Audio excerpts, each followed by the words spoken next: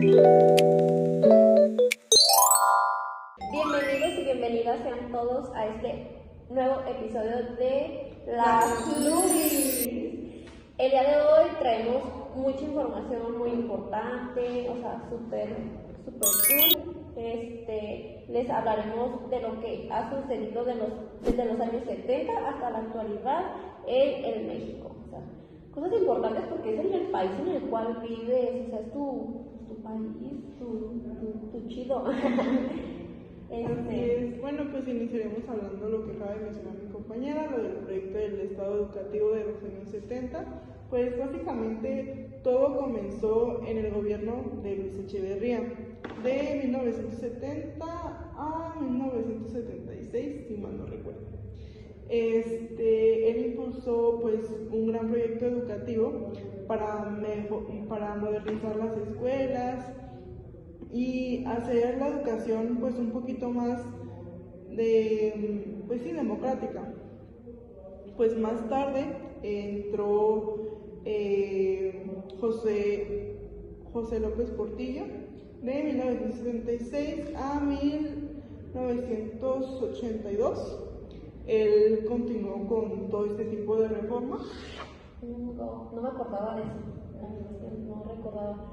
Pero ¿por qué necesitaban cambios? Creo que fue porque en esa época México vivía como una población, o sea, como que había muchos niños y niñas y pues no había suficientes escuelas. Además, pues tras el movimiento estudiantil que fue en 1968, 2 de octubre nunca se olvida,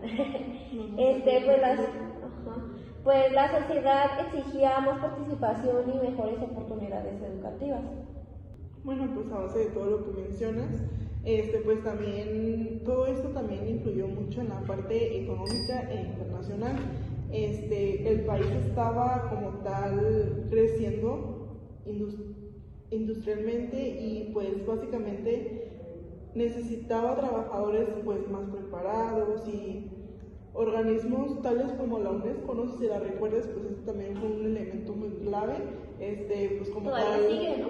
Sí, exacto, pues esta promovió la idea de la educación pues para todos, o sea, que fuera un poquito más generalizada para no tener esta parte de la desigualdad que pues estaba enfrentando mucho. Sí, por esa misma razón fue que se construyeron pues muchas escuelas, o sea, ahorita ya estamos llenos de escuelas. Niños no hay, pero escuelas hay muchas pues. Para que se renovaran los programas de estudio, también se actualizaron los libros de texto y pues también fortaleció y mejoró la formación de docentes. Pues otro punto clave que pues a base de esto es que también se impulsó la educación básica desde los planteles que pues se hacen mención. Igual también en la educación técnica también hubo un gran impacto, pues básicamente de ahí es donde surge pues el queridísimo y no querido CONALEP. Y pues bueno, además se expandieron muchísimas más universidades y centros de investigación de muchos estados también. Creo que, si mal no recuerdo, pues una de ellas era la Universidad Autónoma Metropolitana, que también fue un factor pues muy importante en este aspecto. Sí, pues prácticamente este proyecto pues tenía 3 pilares muy importantes, que era pues la cobertura, el desarrollo rural y la formación de maestros. Pues sí, pues aunque todo se logró, pero, o sea, se lograron muchas cosas pues, pero la desigualdad seguía existiendo y sigue existiendo. Y pues este proyecto marcó un antes y un después en la educación mexicana. Pues hasta la fecha todavía se sigue marcando, pero, o sea, desde ahí, desde que empezó esta parte del proyecto educativo con estos grandes personajes, pues creo que sí fue un mayor impacto. Así es, Liz. Pues la verdad es que sí está muy interesante, o sea, por una parte dices, ay, qué aburrido, o sea, no me interesa saber, pero, o sea, está interesante en saber qué es lo que pasó, lo que está pasando y lo que pasará en tu país, o sea, sí. Dices, wow, la neta. Por una parte se agradece a los presidentes porque dicen, oh, pues han hecho muchas cosas malas, pero también nos han ayudado muchísimo. Pues en el sentido pues de los libros, la verdad es que pues es increíble. Imagínate como a las personas que tienen, como en los tiempos de antes, que tienen 10, 20 hijos, imagínate tener que comprar un libro, pues sí, wow. La verdad sí es muy increíble todo lo que ha pasado, y pues nada más nos queda pues quedarnos con la historia, pues. Así es. Ya no podemos hacer pues nada, como lo de Tlatelolco, la verdad es que sí estuvo en serio, muy eso intenso. Sí fue un impacto muy grande, la verdad. Que el gobierno pues actuara de esa manera, pues yo creo que da mucho que decir. Bueno, compañeros, también estaremos hablando del segundo tema del bloque, que es obreros y sindicatos en la segunda mitad del siglo XX, que pues básicamente... Pues sí, en ese periodo estuvo lleno de muchos cambios, como tanto económicos, tanto políticos y sociales, que transformaron por completo la vida de los trabajadores y sus familias. Pero pues también te preguntarás, ¿qué pasó con los obreros? ¿Qué pasó? Pues sí, a partir pues de los años 50, pues México se industrializó pues un poquito más rápido, integrando pues más fábricas, más empleos y más trabajadores pues viviendo en la ciudad. ¿A qué me refiero con esto? Que pues los trabajadores campesinos dejaban sus hogares para pues darles una mejor calidad de vida, y pues venían a las ciudades pues para eso, ¿no? O sea, para exigir pues esta calidad, pues por lo que ya se conoce como en todos los sentidos. Para tener una mejor calidad de vida, ¿verdad? Sí. Pues sí, pues, pero aunque había más trabajo, tenían más oportunidades, pues no siempre sus salarios eran justos, por lo mismo de que a lo mejor decían, no, pues es campesino o así, ¿no? Entonces, pues sus salarios no eran justos, y pues las condiciones que ellos tenían, pues no eran las mejores, ya que los sindicatos también jugaron por un papel importante. Muy bien. Sí. Y a todo esto, pues, ¿qué pasó con los sindicatos? Pues básicamente los sindicatos crecieron, pero pues muchos quedaron pues como tal controlados por el gobierno. Esto pues hacía más difícil que los trabajadores pues defendieran como tal sus derechos. O sea, no tenían como que pues sí, pues prácticamente ahí mismo existía la desigualdad. O sea, porque no tenían pues los mismos derechos que los demás. O sea, más bien perdían el beneficio. Sí, pues los hacían menos prácticamente por ser campesinos, ¿no? Sí, ¿verdad? Pero pues bueno, cuando algunos grupos intentaron organizarse de forma independiente, como ferrocarrileros, maestros o médicos, muchas veces enfrentaron represión. Por lo mismo, pues, pues algunos de sus impactos principales fueron, ¿me recuerdas, Liz? Fueron los obreros, que pues básicamente ganaron prestaciones con seguridad social y contratos colectivos, pero pues perdieron esta parte de la autonomía sindical. Y pues sí, desde los años 80 se ve lo que pues se sigue viendo, las crisis económicas, el modelo neoliberal. Hubo muchas tragedias, o sea, despidieron a mucha gente, bajaron los salarios, hubo menos estabilidad, tanto pues económica pues para sus familias. Pues básicamente los factores que influyeron como tal fueron económicos, la industrialización, la crisis, la globalización, y pues esta parte también de las privatizaciones que pues se generaban en ese momento. Sí, pues de hecho también entra mucho en lo político, pues también el control de gobierno que había, las reformas laborales que había pues en aquel entonces, y pues la falta de democracia social también pues entra en esa parte. Ajá, sí, pues esa parte de lo social es lo que te menciono, que pues los campesinos migraban de sus ciudades para pues generar este tipo de nuevos movimientos sociales, y pues que hubiera más conciencia obrera. Es a eso que no sé si recuerdes, que pues por eso fueron las huelgas y pues las demandas laborales, porque pues en realidad era para los ferrocarrileros, los electricistas. A ver, dime si estoy mal o estoy bien. De hecho, fue cuando hicieron la huelga que duró, creo que 10 días. 2 semanas. 2 semanas a la Ciudad de México. Para buscar una respuesta. O sea, imagínate Sí. caminar 12 días, pues 14, perdón, lo de 2 semanas caminar para que te den una respuesta y al final no tengas nada y así como te fuiste regreses sin nada. Muchísimas gracias, mi vida mamá. En resumen, todo esto sucedió en la segunda mitad del siglo XX, donde hubo pues mucho crecimiento, conflicto y transformación pues para los trabajadores, como ya se les mencionó. Pues los obreros generaron pues esta parte de presencia, pero pues también sufrieron esta parte de la desigualdad y pues como tal la pérdida de sus derechos, su lucha y demás. Entonces pues esto sí dejó pues un evento pues muy significativo que pues perdura hasta el día de hoy. Así es. Pues bueno, nada más para pedirles una disculpa, si escuchan pues como muchos ruidos porque estamos en la poderosísima UPN 142. Y pues bueno, vamos a continuar con el próximo tema que es el petróleo, la deuda externa y la educación. Bueno, pues básicamente todo esto comienza en los años 70, cuando México descubre como tal grandes yacimientos de petróleo, donde pues el gobierno confía pues al petróleo, pues o sea, puso como tal el objetivo que el petróleo iba a mejorar esta parte clave para pues sí mejorar el país y demás. Sí. Es por lo que apostó.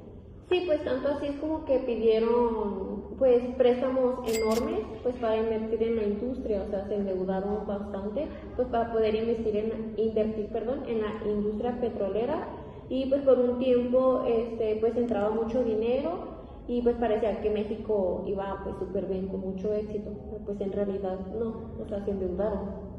Exactamente, por eso mismo llega el golpe en 1981, donde pues como tal cae el precio internacional del petróleo y pues México ya no gana lo que se esperaba, pero pues las deudas pues siguen ahí y pues así es como pues comenzó esta pues gran crisis.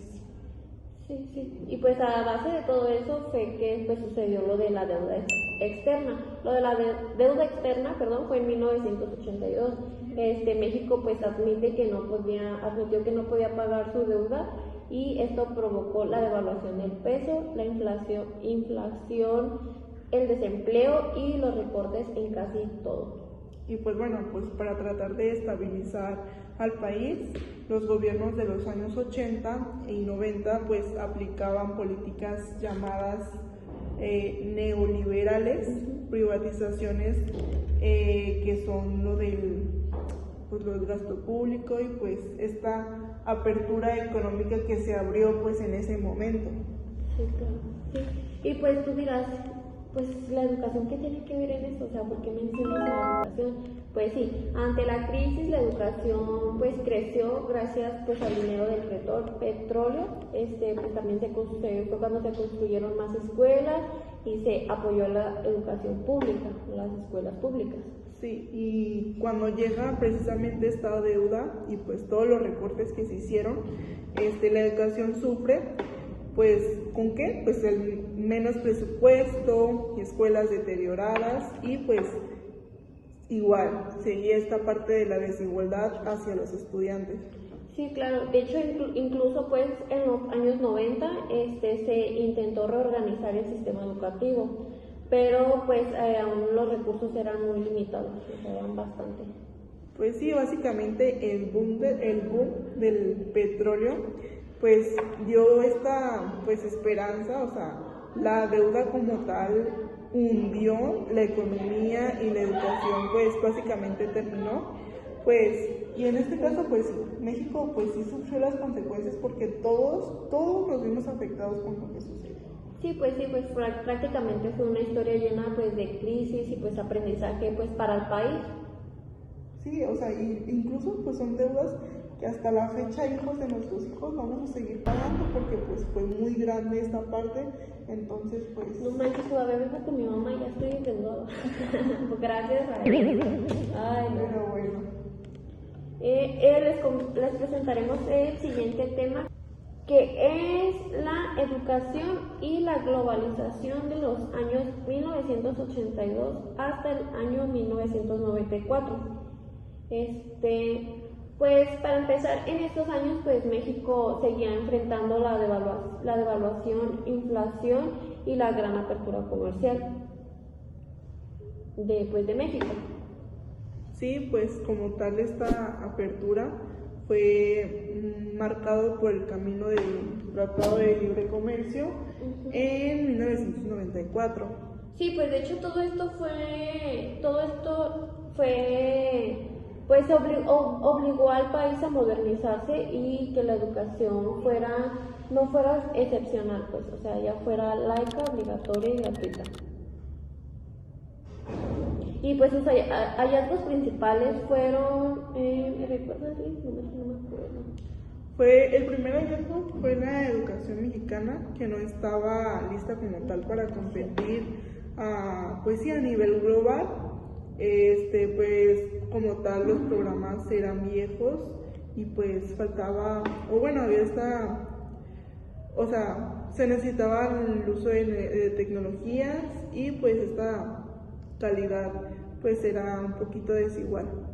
Sí, pues igual creo que el segundo fue cuando la educación empezó a verse más como una herramienta económica, pues ahora sí que para que las escuelas se pudieran preparar, pudieran preparar a los estudiantes y fueran un poquito más capaces para enfrentar pues el mundo competitivo, ahora sí se puede decir.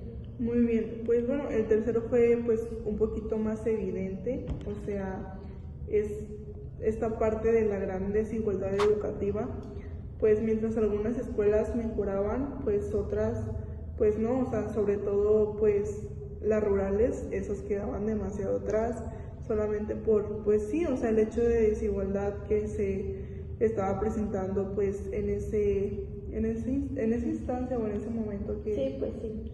De hecho, pues creo que los impactos de esto fue que gracias a todo esto hubo una modernización del sistema educativo. También pues se actualizaron los planes de estudios, que fueron los libros, evaluaciones, y también se impulsaron la capacidad de docentes. Pues también llegaron las primeras tecnologías educativas como las computadoras en algunas escuelas, aunque como lo menciono y lo sigo mencionando, pues también existía esta gran parte de desigualdad porque algunos lo recibían, pero otras no, o sea, por ejemplo las marginadas, tanto las rurales, pues no recibían ese tipo de apoyo. ¿Por qué? Pues por esto de la desigualdad. Sí, pues la desigualdad se ve, se sigue viendo y creo que se seguirá viendo durante mucho tiempo. Pues. Mientras el gobierno siga pues haciendo porque o sea, yo creo que el gobierno es el principal culpable de que haya mucha desigualdad. O sea, bueno, yo considero eso. Y pues sí, otro impacto importante fue pues la cobertura escolar, ya que pues muchos jóvenes pudieron entrar a la secundaria, bachillerato y a la universidad. Además, pues la educación empezó pues como tal a orientarse a competencias, habilidades prácticas y pues incluir esta parte del pensamiento crítico. Pues todo esto pues para mejorar o más bien preparar a los estudiantes pues para enfrentarse a lo que es el mercado laboral. Sí, pues no, o sea, no todo fue un avance, pues, o sea, exacto, la desigualdad siguió fuerte, sobre todo en las comunidades rurales e indígenas. Pues básicamente, en resumen, en esta parte de 1982 y 1994, pues México modernizó la educación, pero pues también enfrentó grandes retos. Pues sí, prácticamente la globalización impulsó mejoras, pero también dejó claro que el sistema también tenía muchas desigualdades profundas. Y estos cambios marcaron pues el camino educativo pues en las décadas que hasta ahora perduran. Y pues bueno, o sea, México pues apostó por esta parte de la globalización, pero pues en realidad la calidad educativa aún seguía mostrando esta parte de carencias y pues una gran desigualdad en toda esta parte que pues hacemos mención, ¿no? De lo de las zonas pues marginadas, urbanas y también las rurales. O sea, esos sectores eran los que tenían mayor impacto. Sí, pues la realidad educativa es de que pues se veía muy marcada en lo rural con las zonas urbanas. Entonces sí se veía muy marcado y se veía pues, la diferencia súper clara. Sí. Bueno, pues yo creo que eso sería todo por este tema. Seguiríamos con el bloque 6. Bloque 6. Si no me equivoco, que sería lo de el neoliberalismo y liberalismo social. Pues bueno, vamos a empezar entonces con el liberalismo social. ¿Me puedes hablar un poquito de ello? Ya que no recuerdo muy bien. Pues sí, básicamente esta parte del liberalismo social combinaba esta parte de la libertad individual con lo que es la justicia social. ¿Qué significa esto? O sea, me refiero que el Estado, si el Estado interviene, es pues para garantizar esta parte de la educación, la salud e incluso hasta pues los programas sociales. Como tal, no busca un Estado gigante, sino que pues ayude a toda esta parte de reducir las desigualdades y además pues mantiene una economía del mercado, pero pues todo esto con una medida o con reglas pues para esto de evitar abusos. Básicamente, o sea, como te lo acabo de decir, el liberalismo social quiere que todos tengan igualdad. Eso es muy importante de mencionar porque si la libertad económica no fuera la gente un poquito menos vulnerable, o sea, necesita ser como esta parte de equidad, tiene que ser justo. Okay. Entonces es como que prácticamente el liberalismo contra el neoliberalismo, ¿no? O sea, prácticamente, pues así se ve. Pues bueno, yo les voy a explicar un poquito lo que yo entiendo sobre el neoliberalismo, pues ya que aquí pues la idea principal pues se centraba en que el mercado debía ser pues un poco más libre, ya que el Estado intervenía poco a poco y pues buscaba que la iniciativa privada tuviera un papel muchísimo más fuerte, ya que pues esto influía en privatizar las empresas públicas, reducir los gastos del gobierno y pues abrirse pues al comercio interior.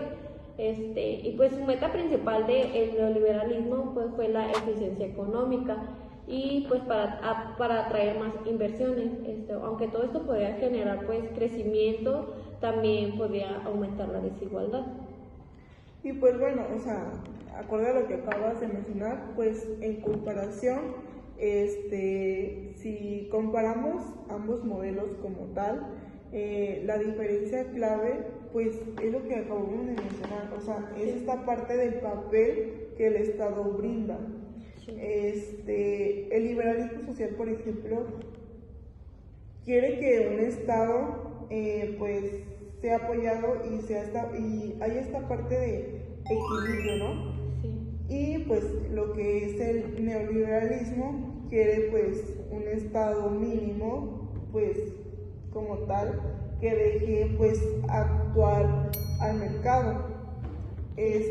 Uno pues como tal busca el bienestar social y pues el otro pues busca esta parte económica donde se genera pues toda esta parte de la competencia, o sea, influye bastante el factor económico.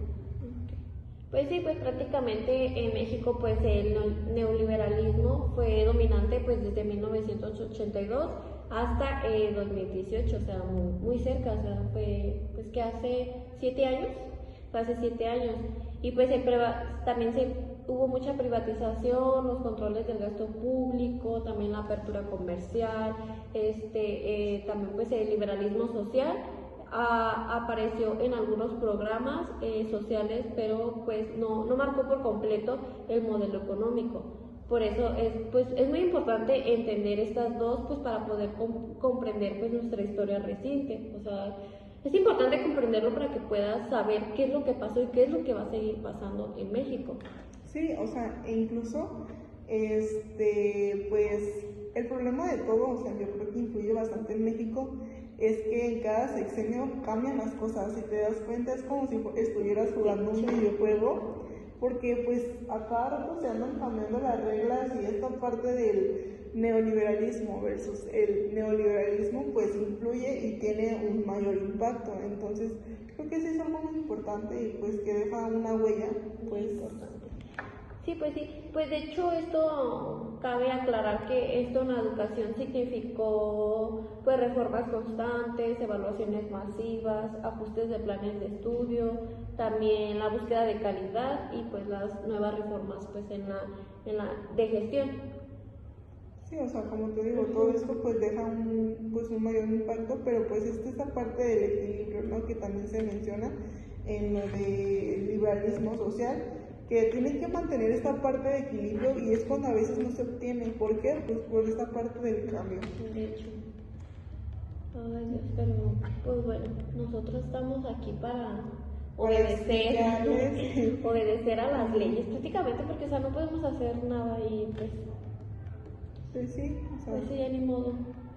Ok, bueno, vamos a continuar con el sexto tema, que es el séptimo tema, que es el bloque 7, llamado El futuro profesional de la educación del año 1994 al año 1988.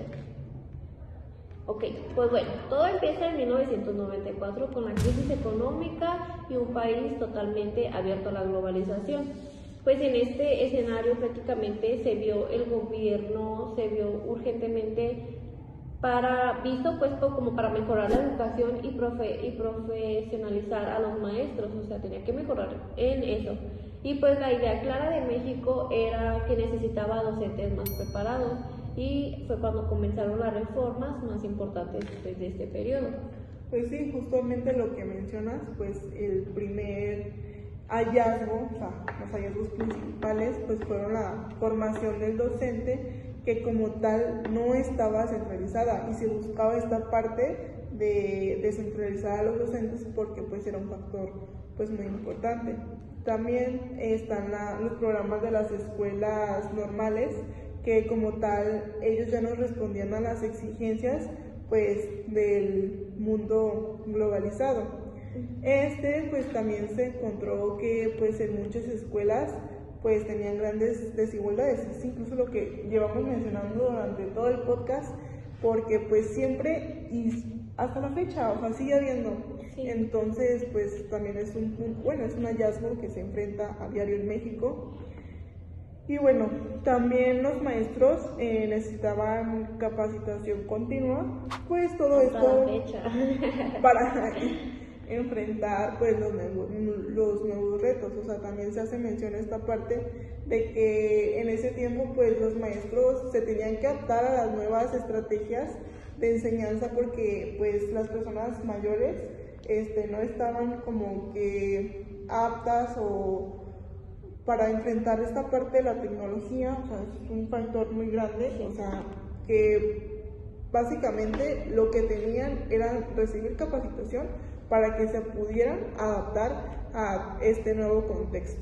Y pues algunos de los cambios claves que hubo en ese tiempo, que nos beneficiaron muchísimo, fue que se transformaron las escuelas normales, la competencia, la formación de docentes se elevó a nivel de licenciatura con planes más completos y exigentes. Además también pues se creó un programa de formación continua para que los maestros siguieran actualizándose. También se modernizaron los planes de estudio en educación básica y también pues poco a poco también llegaron las tecnologías a las escuelas, computadoras o talleres. La idea que el maestro debía aprender más pues fue meter como nuevas herramientas. Los impactos, creo que el primero, o sea, fue lo de la profesionalización del magisterio, donde los maestros empezaron a formarse con más nivel académico, que es justo lo que mencionaba hace rato, que pues tenían que autoexigirse más porque ya era lo que pedía como tal esta parte de lo que es el futuro profesional. Entonces, pues eso era un punto muy importante. Pues también mejoraron los planes de estudio y la evaluación educativa como tal se volvió un poquito más seria. También, como lo dijo mi compañera, hubo muchos avances en la tecnología y pues en la capacitación continua, pero pues aún así en muchas escuelas, en este caso pues las rurales, pues se quedaron fuera de estos beneficios por lo mismo, o sea, sigue existiendo desigualdad y pues esta crisis limitó pues los recursos para pues modernizar pues de forma pareja a todos los niveles, en todos los sectores, en este caso, o sea, que se reformaran también en lo urbano, en lo rural, pero pues no, simplemente todos esos beneficios estaban y permanecían pues en la ciudad, ¿no? O sea, sí, claro. Sí, pues prácticamente, pues en resumen, pues fue que de 1994 a 1988 se sentaron las bases del maestro moderno para estar mejor preparado, mejor actualizado y listo para nuevos desafíos. Fue un periodo de cambios importantes, pues muchos retos pues aún siguen persistentes y pues gracias a eso es que ahorita hay mucho maestro muy capacitado. Sí, o sea, como tal como lo mencionamos, pues el objetivo como tal era profesionalizar pues la carrera docente, fortalecer las escuelas normales y esta parte pues de la formación continua pues fue como que los mayores impactos o más bien, o sea, los factores principales que se fueron requiriendo durante esta parte de pues lo que se presentó como el futuro profesional docente. Sí. Muy interesante este tema, la verdad. Así es. Y vamos a continuar con más temas. Denos un minuto, iremos a un corte comercial. Más agua. Bueno amigos, pues ya regresamos. Vamos a hablarles sobre el tema número 8, que es el bloque 8, que es la situación de la UPN de 1994 a 1998. Pues bueno, aquí, o sea, iniciando, o sea, para ponerles un poquito en contexto, en 1994 pues fue un año complicado para México porque pues existía esta parte de la crisis económica, la globalización acelerada e incluso pues las reformas al sistema educativo, que es lo que ya les hemos mencionado durante todo el podcast. Bueno, pues en este contexto pues la UPN tenía una misión enorme en formar profesionales de la educación pues capaces a responder pues las nuevas demandas, ¿no? O sea, enfrentar los nuevos retos a futuro. Pero pues a todo esto pues había problemas pues de años anteriores que pues principalmente fue lo de la desactualización, la falta de recursos y la poca claridad en su papel dentro del sistema educativo, ¿no? Porque pues había pues más ofertas académicas y esta parte era lo que enfrentaba Vaya. Sí, claro. Pues bueno, cabe aclarar que la UPN pues se creó en 1978, en octubre del año de 1978, y pues los principales hallazgos de la UPN pues fue identificar varias necesidades urgentes, ya que la primera pues fue actualizar sus programas académicos, la segunda fue fortalecer la investigación educativa, ya que no estaba a nivel que el país necesitaba, lo que el país requería. Y pues la tercera fue la infraestructura, ya que pues muchos planes estaban deteriorados o mal equipados, o sea, no estaban bien estructurados. Y bueno, también base a esto pues existieron los cambios y pues las reformas entre pues 1994 y 1998. O sea, aquí pues es como tal donde empieza interesante, vaya. Pues durante estos años la UPN revisó y modernizó pues varios planes de estudio. Se impulsó la profesionalización de docentes y pues también a asesores educativos. También crearon programas de posgrado con especialidades y maestrías en educación, que es lo que pues hasta ahora pues gracias a Dios ha perdurado. Y bueno, también además se buscó que la UPN participara en proyectos nacionales, sobre todo relacionados con esta parte de la capacitación docente. Y aunque hubo avances, el presupuesto siguió siendo pues un poquito limitado. Uno de los impactos más importantes para la UPN fue que los cambios sí produjeron pues cosas muy relevantes. El más notable fue que la UPN consolidó una institución clave en la formación y la actualización de maestros, ya que también pues sus programas empezaron a alinearse con las exigencias del país globalizado. Ya empezó a ser como estuvo ya más en sus estándares que ellos pedían, pero pues no fue todo positivo, como siempre. La falta de inversión frenó pues la modernización y pues también seguía habiendo mucha confusión con las funciones pues frente a otras instituciones como la competencia, la escuela, la normal. Pues a base de todo esto pues también surgieron retos y pues son retos que pues aún están pendientes, que pues entre pues los retos más grandes es pues mejorar esta parte de la infraestructura como tal. Pues también es fortalecer la investigación para proporcionarse como un referente nacional y pues definir con claridad su papel dentro del sistema educativo para evitar duplicidades y pues además de darle mayor reconocimiento pues a egresados en el mercado laboral. O sea, me refiero por ejemplo, los egresados de la normal pues son un poquito más validados pues por el simple hecho de ser de la normal, que por ejemplo nosotras que estamos estudiando en la UPN, cuando egresemos pues vamos a tener como esos puntos menos, ¿no?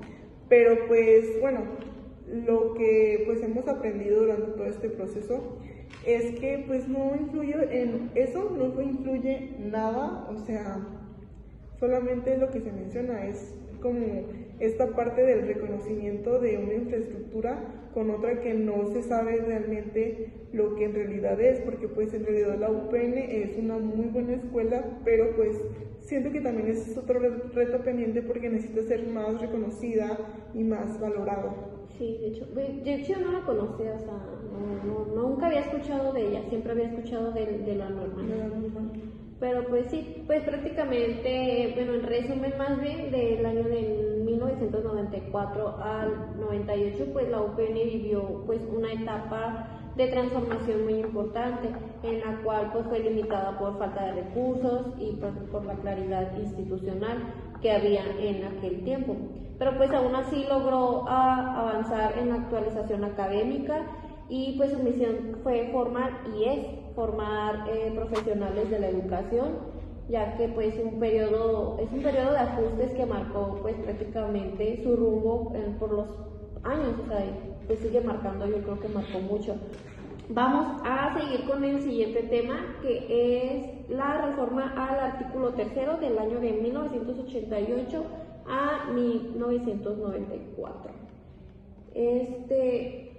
Pues es muy importante porque pues a finales de los 80 y a principios de los 90 pues México vivió una crisis económica donde hubo apertura comercial y un proceso de globalización muy acelerado.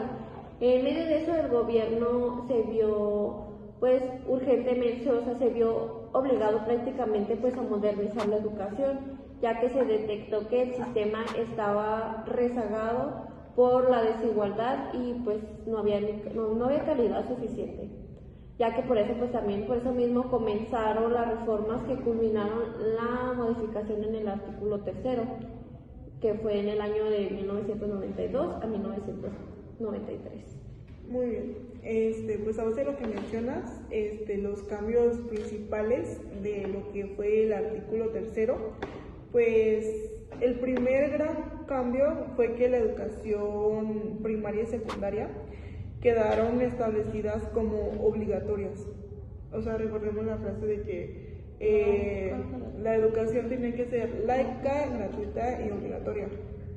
Como tal, esto implicaba que el Estado tenía la responsabilidad de pues garantizar este acceso a estos niveles para todos, ¿no? También se introdujo el concepto clave de lo de la calidad educativa. Esto significaba pues mejores programas, mejores materiales y pues mejor formación docente. Y otro punto fue lo de la libertad de cátedra, que pues básicamente esta reconoció la autonomía profesional de lo que es el maestro. Sí, pues sí.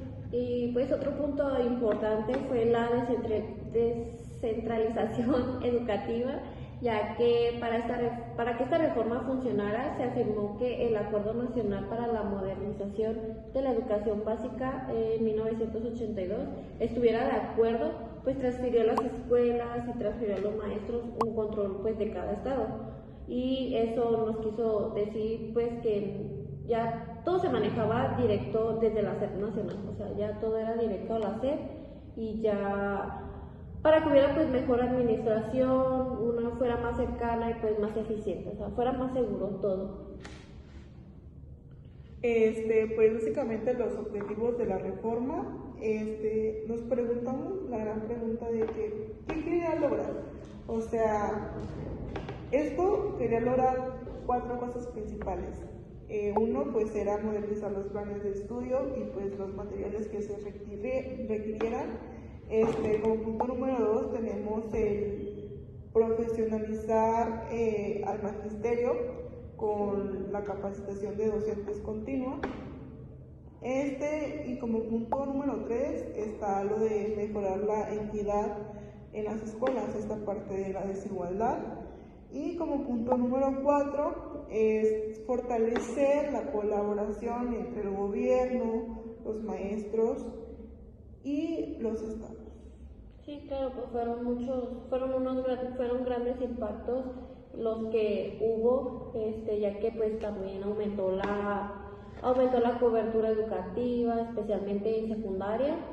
También los programas educativos se hicieron más homogéneos y modernos.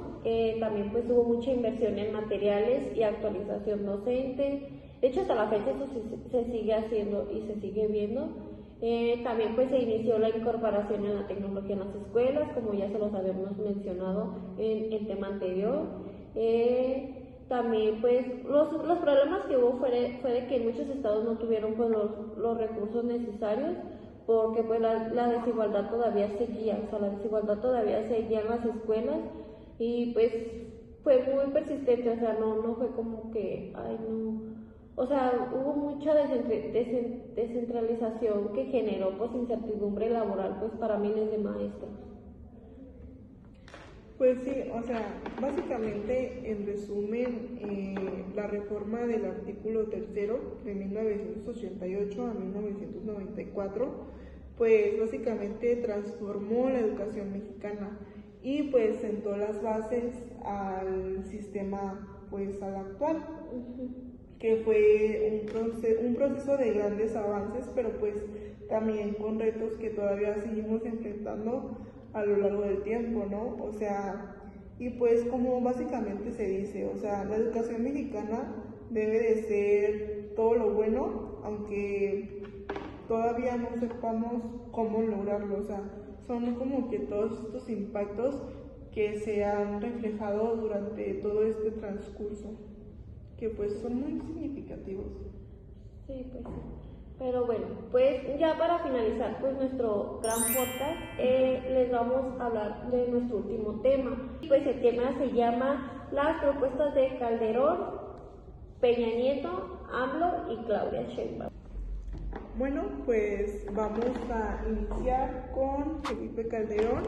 Su sexenio fue del 2006 al 2012. Básicamente, o sea, no guiarnos por el tema de que Felipe Calderón solamente pues defendió a esta parte del narcotráfico. También está esta parte de la educación, por ejemplo, que impulsó esta alianza por la calidad de la educación junto con el Sindicato Nacional de Maestros. Su idea central como tal pues era mejorar la calidad mediante evaluaciones, capacitación y modernización de las escuelas. También arrancó la evaluación universal y buscó pues ampliar este acceso a las tecnologías en las aulas, pero su proyecto como tal fue muy criticado por la forma en la que pues él negociaba con el sindicato. O sea, fueron fases muy marcadas de su sexenio, pero como tal, a grandes rasgos, pues esas fueron sus propuestas educativas. Sí. Y pues de el amado por todas y odiado por todos, Enrique Peña Nieto, que su sexenio fue del 2012 al 2018, pues para empezar, Peña Nieto lanzó la reforma educativa en el año 2013, una de sus reformas estrellas, ya que pues su enfoque era totalmente en la evaluación docente, dándole prioridad para ingresar, ascender y permanecer en un servicio docente, y pues también pues quitó el poder del sindicato en la asignación de las plazas, y creó el INE como la organización autónoma. También pues fue la crítica principal donde se centraba más en controlar al magisterio que en mejorar pues las condiciones rurales de las escuelas. Qué fuerte, ¿no? Sí, no. Además de que pues seamos realistas, o sea, toda la gente votó por él porque era guapo. Mi mamá fue una de sus personas. No van a votar. Bueno, seguimos con una de las propuestas educativas, que la siguiente es de nuestro queridísimo Andrés López Obrador, nuestra cabecita de algodón, muy amado, muy querido, muy odiado. Como tal, pues AMLO canceló la reforma educativa de nuestro amado Peña Nieto, y su nueva propuesta pues fue revalorar al magisterio, reduciendo el peso de las evaluaciones obligatorias, impulsó nuevos libros de texto con un enfoque humanista y comunitario. También, entonces él fue el culpable de que quitaran español, matemáticas, formación cívica y ética y todo eso. Pues en teoría. Bueno, y por último, pues creó el programa de La Escuela es Nuestra. Todo esto para dar recursos directos a las escuelas y pues mejorar pues la parte de lo que es la infraestructura. Y bueno, pues vamos a continuar con Claudia Sheinbaum, que ella acaba de iniciar el año pasado, en el 2024, y su sexenio durará pues 6 años, bueno, faltan 5, es del 2024 hasta el 2030.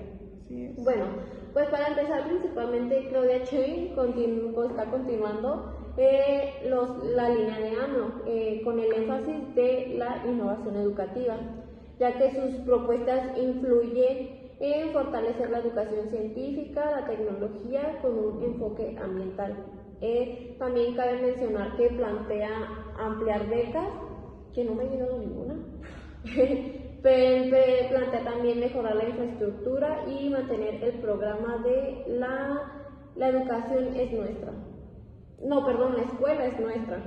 Y pues su enfoque se centra en la educación humanista con el apoyo de la ciencia y la tecnología. Pues bueno, creo, amigos, que pues de nuestra parte ha sido todo. Logramos repasar casi 50 años de la educación mexicana.